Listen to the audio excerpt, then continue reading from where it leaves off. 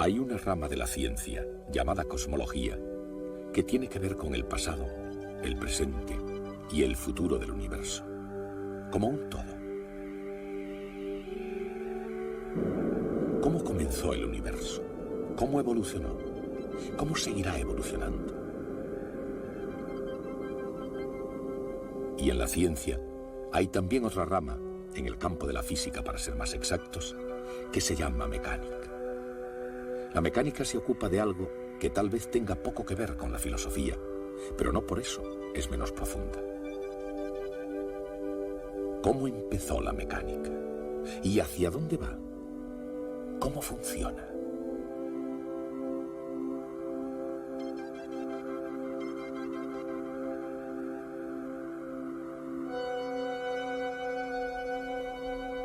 Desde la más pequeña partícula hasta el más grande racimo de galaxias, ¿qué es lo que mantiene a todo en movimiento? Acelerando, decelerando, cambiando de dirección o marchando recto hacia adelante.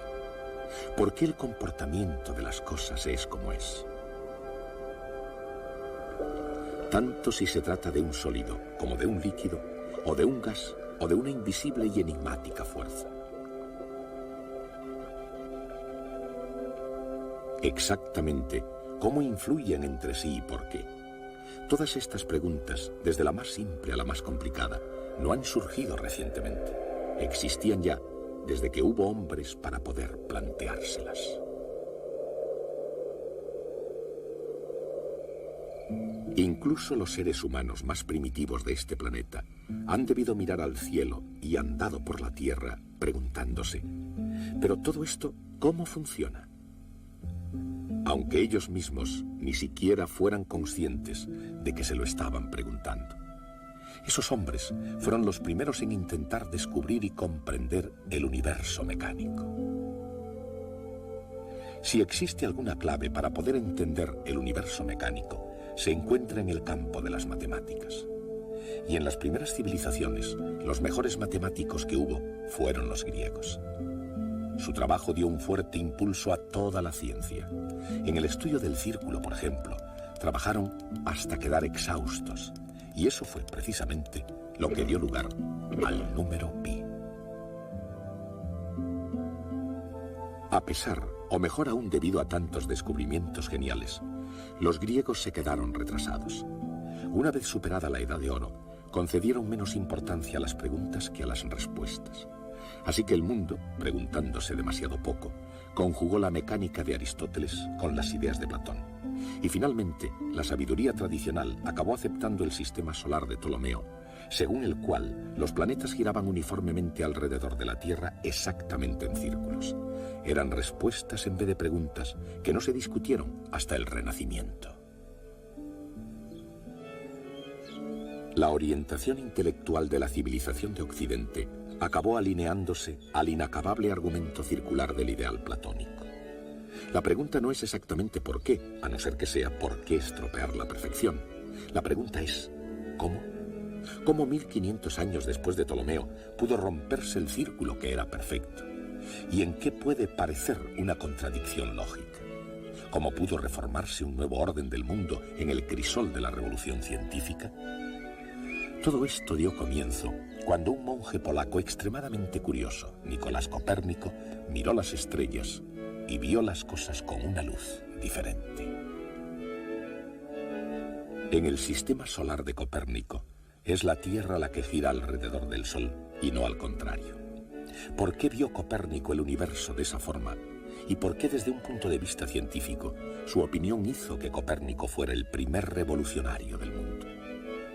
Un puente intelectual que había resistido miles de años comenzó a tambalearse con los vientos de los nuevos cambios. Los pilares de una comunidad académica de la antigüedad estaban amenazados por preguntas peligrosas.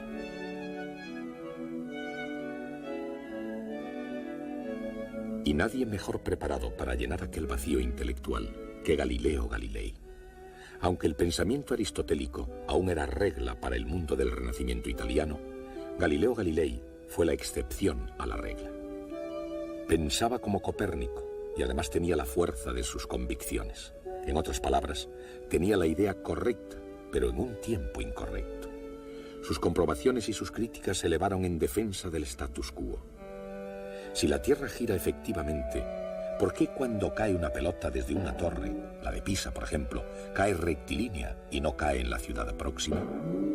Las respuestas comenzaron a ser más arriesgadas que las preguntas. La Iglesia, que le consideró tanto una amenaza para Roma como una afrenta al sentido común, le aconsejó que dejara que las cosas siguieran como estaban.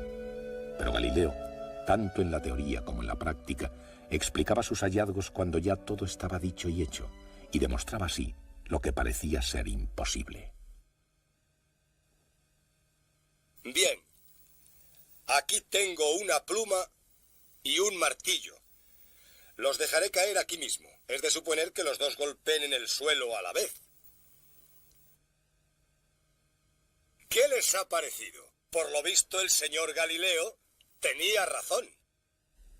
Los descubrimientos de Galileo han servido a lo largo de la historia como un admirable ejemplo de imaginación científica en el trabajo.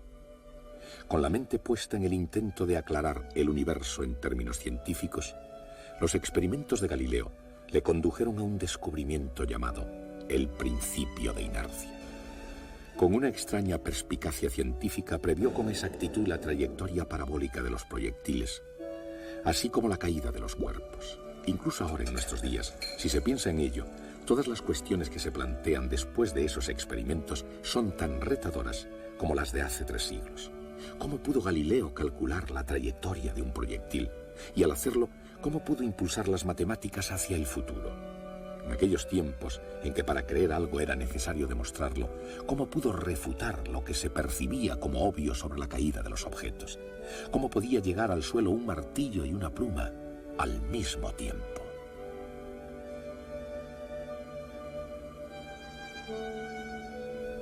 Cuando en 1633 Galileo cayó en desgracia, ¿por qué todo el asunto del universo se había convertido en una gran preocupación para todos? En la misma época, cada día era una preocupación para el asombrado matemático Johannes Kepler, un hombre en una constante huida de su propia vida. Una vida de soledad y pobreza, falto de amor y persiguiendo brujas y espíritus inferiores asociados a ellas. Su propia existencia era una especie de desafío. Seguramente ningún otro hombre habrá hecho tantos sacrificios para captar la verdad científica como Kepler. Pero, por otra parte, ningún descubrimiento humano pudo demostrar tanto su verdad como las leyes de Kepler.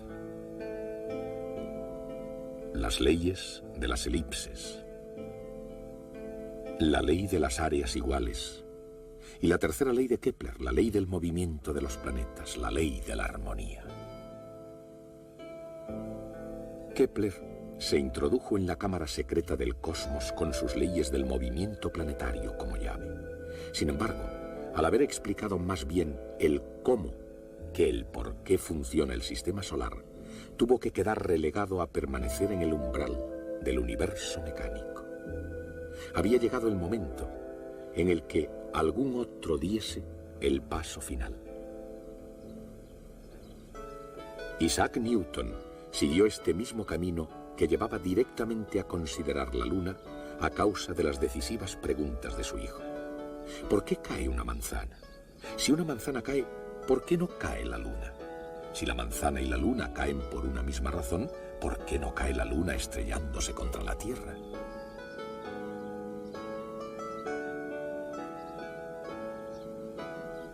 Ante estas preguntas, auténticas cuestiones para toda una vida, Newton se sentó con mucha calma y pieza por pieza fue destruyendo más que reparando toda la maquinaria del universo aristotélico de la antigüedad. Y entonces, con sus respuestas, igualmente asombrosas, creó algo para sustituirlo: el universo mecánico. Un universo mecánico, predictiblemente bien ordenado, que obedecía con precisión a las leyes matemáticas, y con las leyes del movimiento y la capacidad para poder asumir casi todos los retos de la física. Con su ley del movimiento, nada diferente al encuentro de David con el gigante Goliat, Isaac Newton aprovechó todas las posibilidades de la mecánica armado de una aguda superioridad de fuerzas y un conocimiento muy preciso de las trayectorias. Y la ley de la gravitación universal.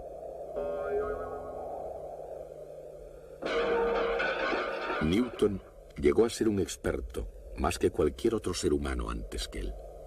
Por ello atrajo gran atención y una considerable fanfarria. No obstante, para la ciencia las respuestas son solo una parte del pasado, mientras que el futuro pertenece a las cuestiones que vayan surgiendo. Lo cual quiere decir que incluso las leyes de Newton solo fueron un comienzo en la dirección correcta. Por ejemplo, en los tiempos actuales se puede dirigir un proyectil con precisión matemática. ¿Cómo se hace eso? Parte de la respuesta es un instrumento llamado giróscopo. ¿Y cómo funciona?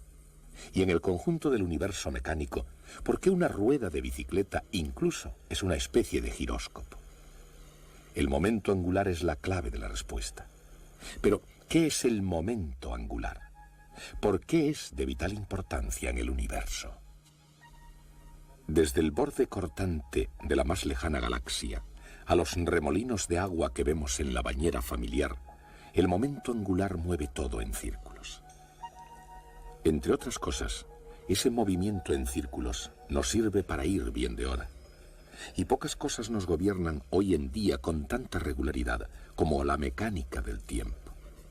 Pero desde que el hombre lo tiene en sus manos, su preocupación por él apenas es un fenómeno reciente. Lo que, en comparación, sí es muy reciente, es el fenómeno de la exactitud en el tiempo.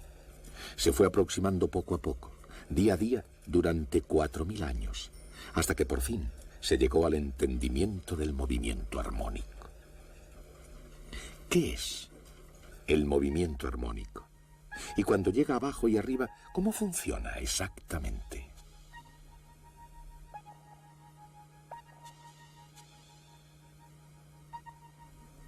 Y yendo al círculo completo del universo mecánico, ¿cómo se relaciona con el movimiento circular? La respuesta no es tan misteriosa como a simple vista pueda parecer, y no hay razón para acercarse a ella dando un rodeo. Sin embargo, a veces ayuda. Todo lo que hay que hacer es un pequeño cálculo diferencial. Mientras los cálculos de Newton se extendieron por todo el universo mecánico, el alcance de su generosidad fue mucho más estrecho. El barón Wilhelm Gottfried von Leibniz llenó el paisaje europeo de una gran confianza, y había buenas razones para ello. Como diplomático alemán y matemático, Leibniz tuvo tanto éxito que Voltaire le caracterizó como el compendio del optimismo. Mundialmente todo un compañero con las mujeres, Leibniz nada tenía en común con Newton, excepto el descubrimiento del cálculo. Y con Newton había que ser un poco amable, ya que a fin de cuentas había creado las leyes del movimiento, la ley de la gravitación universal, el telescopio de reflexión, e incluso dio una explicación teórica sobre la luz y el color. La lista de sus incomparables talentos era mucho más extensa aún. Y sin embargo, a pesar de tanta inteligencia, Newton permitió, si no es que llegó a provocarla, una amarga controversia con Leibniz.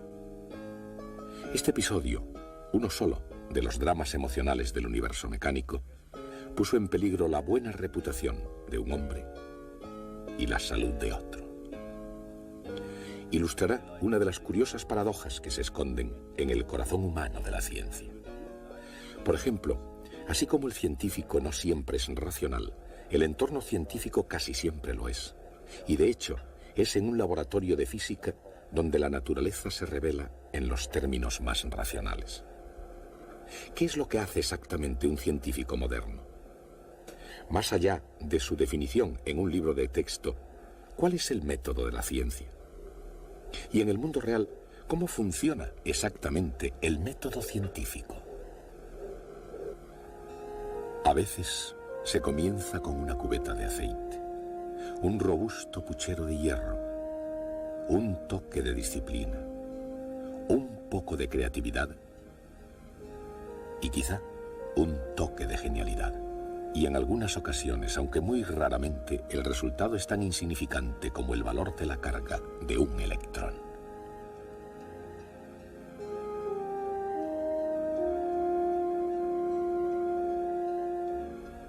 ¿Quién fue este físico y de qué medio se pudo servir para llegar a ser uno de los hombres más famosos de la historia de la ciencia? En el pasado, presente y futuro, los físicos están siempre fascinados por los misterios de la naturaleza.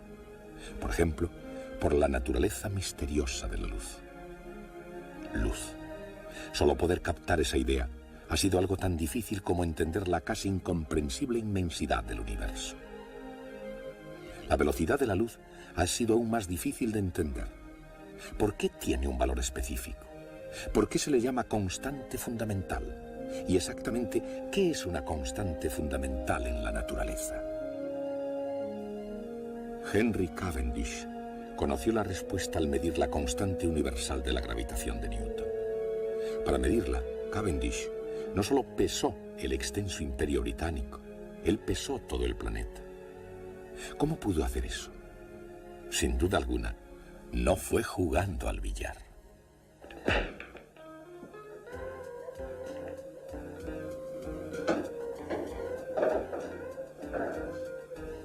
Estos hombres viven de unas leyes que, aunque no siempre estén dentro de la legalidad, están sin embargo de acuerdo con las leyes de la mecánica clásica. Por supuesto, no todos los hombres aquí aprecian ese hecho. La mayoría de ellos van solo a jugar un poco al billar o a aprovecharse de la experiencia por otros medios. Pero las posibilidades aumentarían si se aplicaran correctamente ciertas leyes físicas. Y todos se alegrarían de los resultados.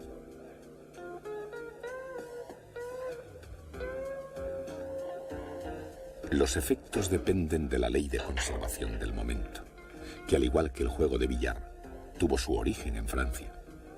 A principios del siglo XVII, René Descartes crecía en su amor por las matemáticas considerándolas una criatura de Dios. Como filósofo, buscó una explicación a todos los fenómenos en el mundo. En ese proceso, Descartes no solo concibió la conservación del momento, sino que además descubrió la geometría analítica, y con tal descubrimiento cambió para siempre el campo de la matemática. ¿Y cómo pueden los grandes investigadores científicos acercarse a un terreno desconocido?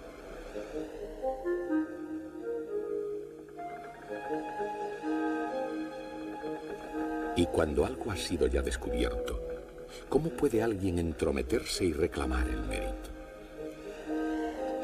En el campo de la ciencia, desde la electricidad a la mecánica, muchas veces se ha dado el mérito no al primero que hizo un gran descubrimiento, sino al último. Probablemente algo así le ocurrió a James Prescott Joule, que no fue el primero en investigar en el campo de la conservación de la energía. Pudo muy bien haber sido el noveno científico que llegó a la ley de la conservación de la energía. Pero fue Joule, como Cristóbal Colón, quien obtuvo la fama. ¿Por qué? En el gran conjunto de cosas, ¿eso qué importa? El gran almacén del cosmos tiene hoy en día en sus estanterías tanta energía como el primer día en que las ventanillas del universo se abrieron para empezar a despachar sus asuntos. Por otra parte, si nunca se pierde la energía, ¿por qué se cansan los músculos? ¿Y por qué caen las masas? La energía mecánica, así como todo ejercicio en general, tiene mucho que ver con velocidad y posición.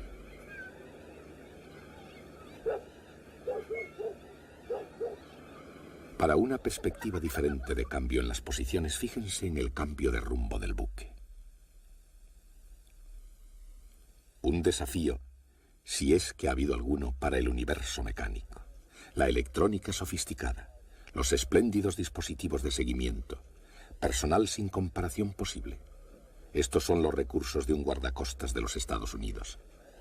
Y entre bastidores hay dos análisis vectoriales. En una situación de peligro o en una clase, ¿cómo puede la matemática vectorial sacarnos de la dificultad?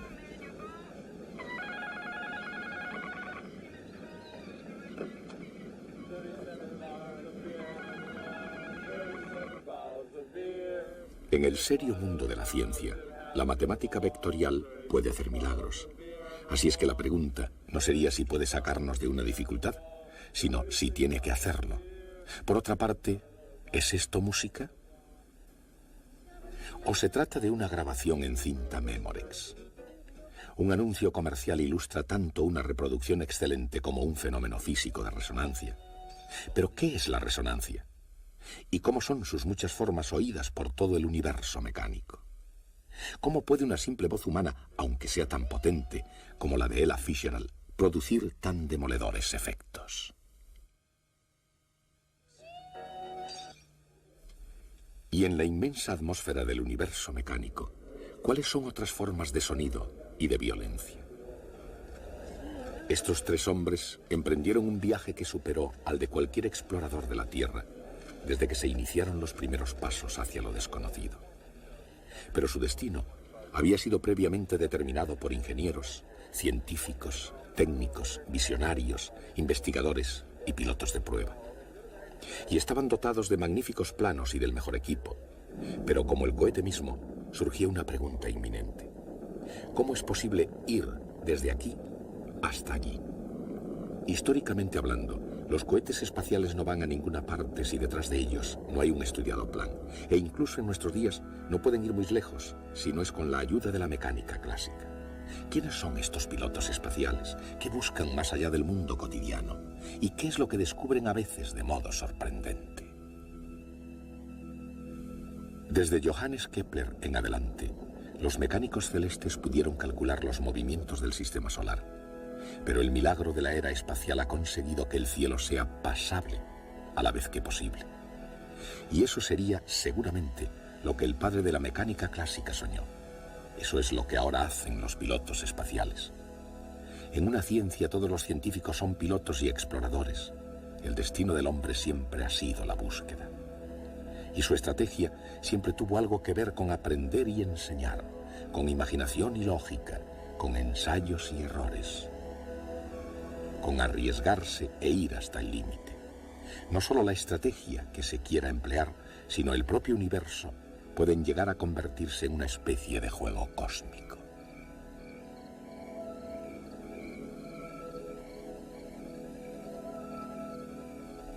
A lo largo de los años ha habido una larga lista de grandes jugadores.